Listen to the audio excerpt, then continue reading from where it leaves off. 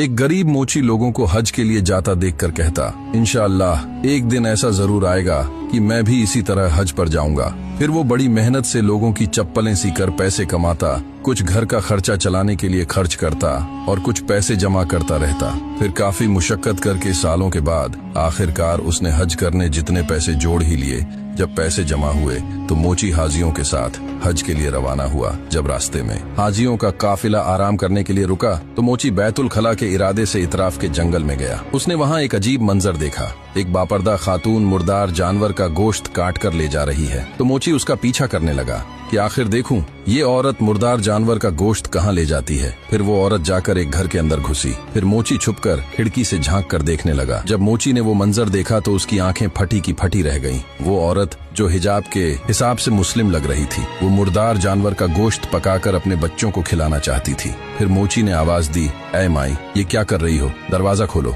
मैं तुम्हें ऐसा हरगिज नहीं करने दूंगा। उस औरत ने दरवाजा खोला और मोची के सामने रोने लगी और कहने लगी, मैं एक सैयदजादी हूँ। मैं इतनी मजबूर हूँ कि मेरे बच्चे भूख से मर रहे हैं, इसीलिए मैं ये मुर्दा जानवर का गोश्त पकाकर बच्चों को खिलाना चाहती थी। मोची की आंखों में आंसू आ गए और उस सैयदजादी से कहने लगा, ये मुर्दार जानवर का गोश्त फेंक दो, मैं जाकर तुम्हारे बच्चों के लिए कोई बंदोबस्त करके लाता हूँ। फिर वो मोची हज पर नहीं गया। हज के पैसों से जितना भी सामान मिल सका, राशन वगैरह, वो खरीद कर लाकर उस सैयदजादी को दिया। सैयदजादी अपने रब की बारगाह में हाथ उठाकर उस मोची के लिए दुआ करने लगी, ऐ अल्लाह, इस मुसाफिर के दोनों जहां सरखरू कर दे। फिर वो मोची वापस अपने गांव चला गया। महीनों बाद जब हाजियों का काफिला वापस पहुंचा तो मोची हाजियों को फूलों के हार पहनाने लगा। हाजी कहने लगे कि भाई, तू क्यों हमें हार पहना रहा है? तू तो हज पर हमारे साथ ही था, हार तो तुम्हारे गले में भी होने चाहिए। इस इलाके के लोग हाजियों से कहने लगे, ये क्या कह रहे हो? ये मोची तो यहाँ गांव में हमारे साथ था,